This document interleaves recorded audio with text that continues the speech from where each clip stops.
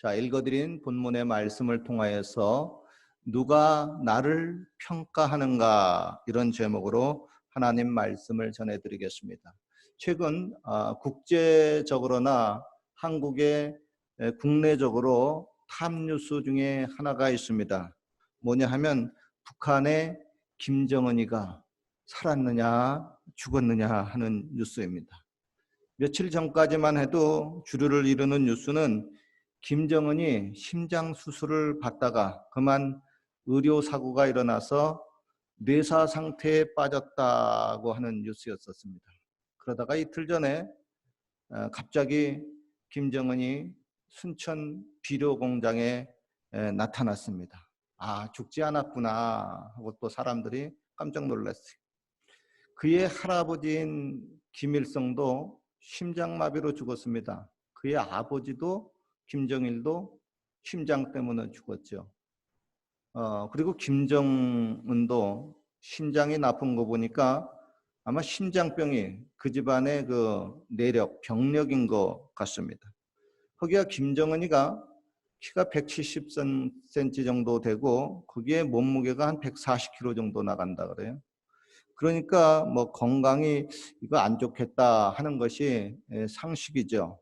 거기다가 김정은이 술 많이 한다 그래요. 또 담배까지 피우고 운동도 안 했으니까 지금 나이가 36살이라고 하는데 36살에 심장마비로 쓰러지는 것도 이상하진 않겠다 그런 생각이 듭니다. 이런 김정은이가 스위스 유학 시절을 겪었으니까 인터넷을 자주 한다고 합니다. 그런데 인터넷을 하면서 가장 많이 검색한 단어가 있다고 합니다. 물론 북한에서는 주민들에게 인터넷 사용을 금지하고 있는 세계의 유일한 국가입니다.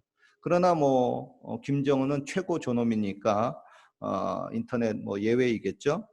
한국의 어떤 그 TV 프로그램에서 몇 년 전에 북한의 김정은이가 검색한 단어 중에서 가장 많이 검색한 단어가 무엇일까요? 하는 질문이 있었습니다. 그때 어떤 분이 정답을 맞췄습니다. 무슨 단어를 검색 많이 했죠? 김정은이라고 하는 자기 이름을 가장 많이 검색을 했다고 합니다. 즉 김정은은 세계의 여러 나라 사람들이 자기 김정은을 어떻게 생각하고 평가하는지 그것이 굉장히 궁금해했던 모양입니다. 물론 여러분 그 북한의 그 세뇌된 주민들이나 한국의 종북주의자들에게는 김정은은 위대한 백두혈통의 지도자 수령 동지이죠. 그러나 그건 말고 진짜 그 다른 사람들이 김정은이를 어떻게 생각하느냐, 그것이 김정은이에게는 상당히 궁금했던 모양입니다. 혹시 여러분들 가운데에도 다른 사람들이 나를 어떻게 생각하고 평가하는지 궁금하신 분이 있으면 인터넷에 한번 검색창에 자기 이름을 한번 쳐보십시오. 그러면 뭐가 쏙 나올는지 모릅니다. 저희 경우도 인터넷 검색창에다가 구글에다가 한번 김원효 하고 쳐봤어요. 쳐봤더니 뭐가 쭈르륵 나옵니다. 나온 거 보니까 한국의 코미디언 김원효가 나오더라고요. 그리고 심지나 부부 이렇게 주르륵 나오더라. 내 뉴스는 혹시 있나 하고 봤더니 아무리 몇 번 페이지 넘어가도 안 나오더라고요. 그래서 이거 가지고 찾으면 안 되겠다 싶어서 김원효 목사 하고 딱 쳤어요. 그랬더니 쭈르륵 하는 게 아니라 나오더라고요. 캘거리 순복음 중앙교회 담임 목사하고 제가 그 전에 설교한 자료들도 주르륵 이렇게 나옵니다. 여러분 이제는 조금 유명세를 탄 사람들, 웬만한 사람들은 인터넷에 치면은 그 사람에 대한 그 정보가 모두 나옵니다. 이게 여러분 어떤 면에 있어 가지고는 정보 찾는 데는 좋은 면이 있기는 하지만은 개인의 그 프라이버시가 침해되기 때문에 안 좋은 경우가 상당히 많습니다. 더욱이 인터넷 그 댓글에 보면은 악성 댓글들이 상당히 많이 달리잖아요. 그 악성 댓글 때문에 기분이 안 좋아지고 우울증에 걸린 사람들도 제법 있어요. 그리고 또 그것에 너무 자극을 받아서 막 자살까지 하는 사람도 있습니다. 인간은 여러분 사회적 동물이기 때문에 혼자서는 살기가 힘듭니다. 그런데 그 수많은 사람들과 어울려서 같이 지내다 보면은 때때로 지치고 피곤해집니다. 더욱이 뭐 사회성이 좀 부족하거나 대인 기피증이나 더 나아가서 대인 공포증에 있는 분들은 다른 사람들과 어울리는 그 자체가 너무나도 힘듭니다. 혼자 있고 싶지요. 속세를 떠나고 싶습니다. 온라인상에서만 머물고 싶어요.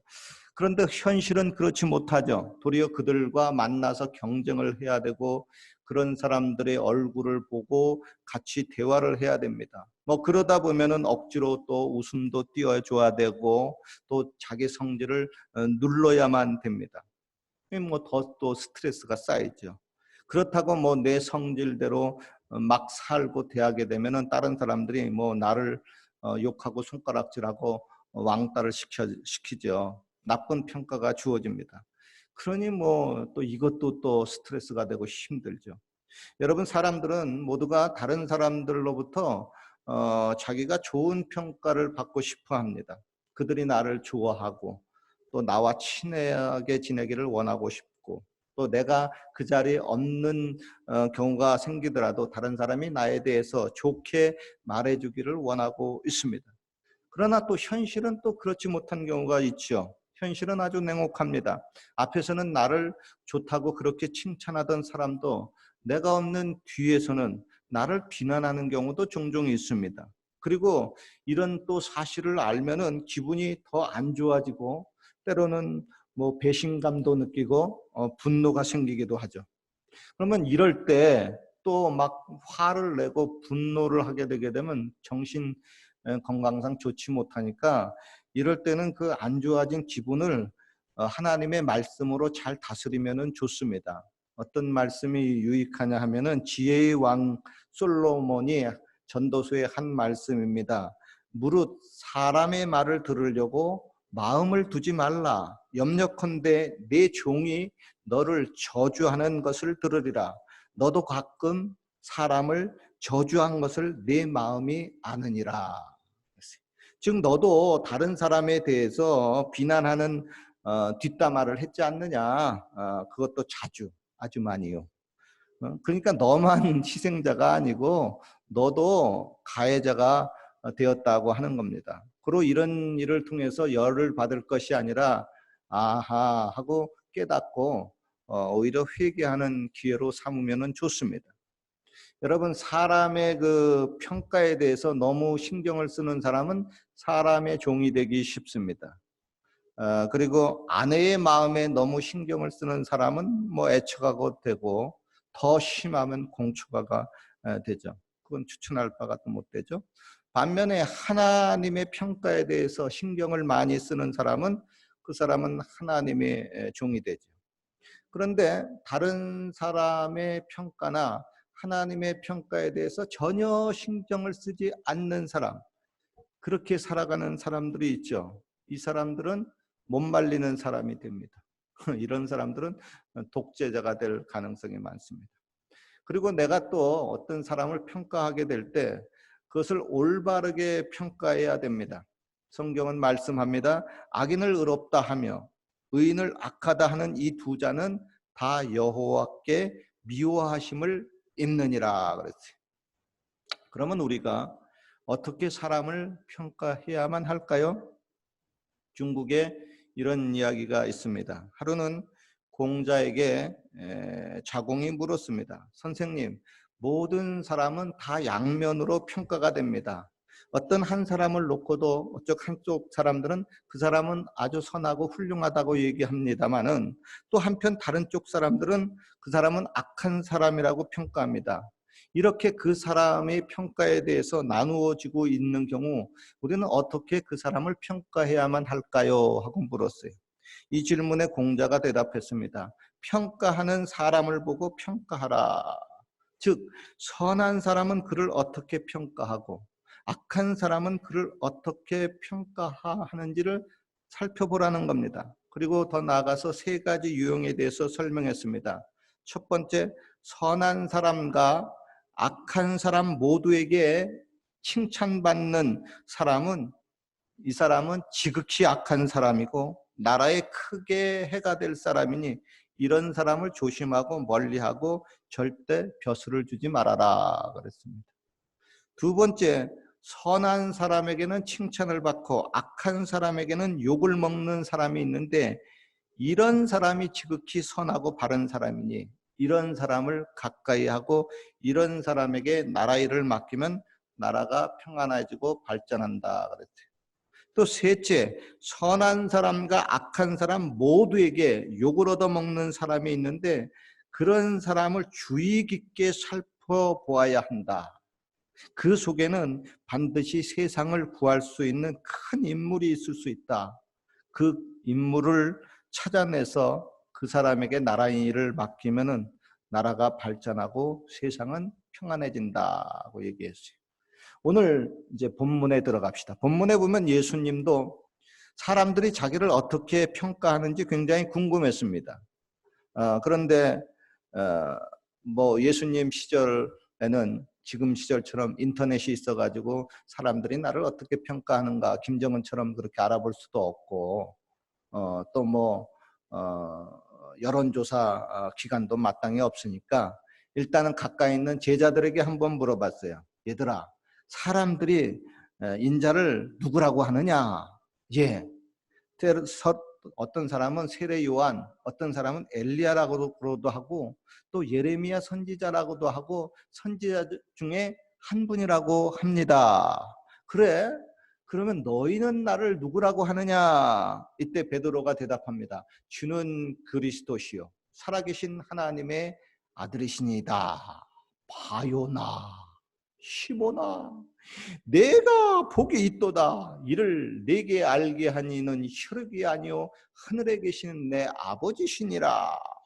예수님은 이렇게 자신을 올바르게 평가한 베드로를 크게 복이 있다고 칭찬하셨습니다. 그리고 예수님에 대해서 이렇게 바르게 평가한 베드로의 그런 그 신앙의 바탕 위에 음부의 권세가 이기지 못하는 교회를 세우겠다고 하셨습니다. 즉 교회는 예수님에 대한 바른 평가가 있는 사람, 이 사람이 교회의 주체가 된다는 겁니다. 그리고 그런 사람에게 천국 열쇠를 주겠다고 하셨습니다.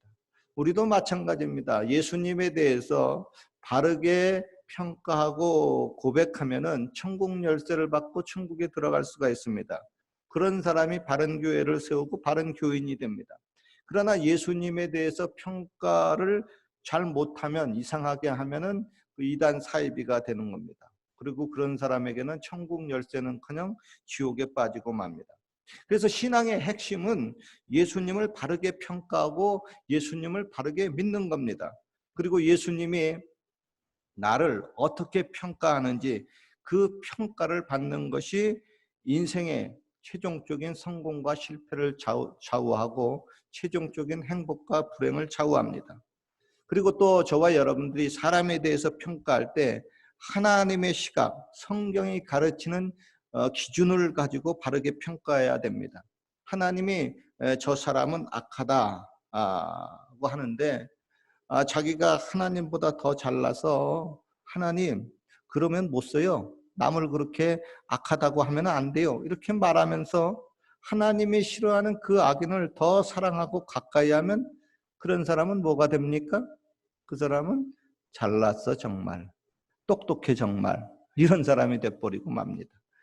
그리고 또 배우자를 얻기 위해서 사람들이 각각 자기의 그 평가 기준을 가지고 이리저리 재보죠. 옛날 사람들의 평가 기준과 오늘날 사람들의 평가 기준이 좀 다릅니다. 외모를 평가하는 기준도 좀 다르고 무엇을 우선으로 두는지에 대한 기준도 다르죠. 특별히 이제 여자 그 연예인들의 경우에 이상적인 결혼 배우자가 누구냐 하고 물어보고 대답하는 그 프로그램이 있어서 제가 한번 본 적이 있는데 어떤 분이 이렇게 대답해요. 저는 인물은 그렇게 신경 쓰지 않아요. 자기 인물이 잘났으니까 남 인물 신경 쓰지 않은 모양이다. 그런데 나중에 보면 진짜 잘생긴 남자랑 결혼을 하는 겁니다. 이건 뭐야? 인물 신경 쓰지 않는다고 했는데. 그리고 또 어떤 분은 말합니다. 저는 남자 재력은 돈 많은 것은 그렇게 중요하다고 생각하지 않아요. 성격이 중요한 것 같아요. 그런데 그런 사람이 나중에 결혼할 때 보면 진짜 돈 많은 갑부하고 결혼을 하는 겁니다. 성격은 개차반인데 말이에요. 아, 이건 또 뭐야? 기준은 그렇다고 하고 실제하고는 뭐가 좀 달라지는 거 봐요. 그러나 남자들의 경우는 뭐 대체로 단순하죠. 좀 솔직합니다. 이쁘냐? 이뻐. 그러면 그냥 다 되는 겁니다. 저도 우리 집 사람하고 결혼할 때 이쁘냐? 응, 이뻐. 그래서 그냥 결혼한 거예요. 뭐 하여간 제 눈이 한격이지만 하여간 여러분 노처녀 노총각들이 되어가지고 결혼을 뭐 안 하거나 또 못 하시는 분들 중에 보면은 평가 기준이 너무 높다는 겁니다. 그래서 서로 좀 상관관계가 있어야 되는데, 그죠? 그래서 좀 눈을 좀 평가 기준을 좀 낮추세요. 그러면 싫어요. 나는 초라한 더블보다 화려한 싱글이 더 낫습니다. 과연 그럴까요? 그것에 대해서 성경적으로 답을 한번 찾아보세요. 어디에 답이 있을까요? 지혜의 왕 솔로몬의 전도서에 나오는 말씀입니다. 두 사람이 한 사람보다 나음은, 즉 싱글보다 더블이 나음은 저희가 수고함으로 좋은 상을 얻을 것임이라. 혹시 저희가 넘어지면 하나가 그 동물을 붙들어 일으키려니와 홀로 있어서 넘어지고 붙들어 일으킬 자가 없는 자에게는 화가 있으리라. 두 사람이 함께 누우면 따뜻하거니와 한 사람이면 어찌 따뜻하랴. 한 사람이면 패하겠거니와 두 사람이면 능히 당하나니 삼겹줄은 쉽게 끊어지지 아니하느니라. 여기서 보면 삼겹줄은 쉽게 끊어지지 않는다고 했습니다. 여러분 착각하지 마십시오. 삼겹살이 아니라 삼겹줄입니다. 저는 가끔가다 이거 보면 삼겹줄이 아니고 삼겹살이 생각이 나는데, 요즘 한국 부부들이 자녀를 잘 갖지 않아요. 그러다 보니까 이혼율이 높아집니다.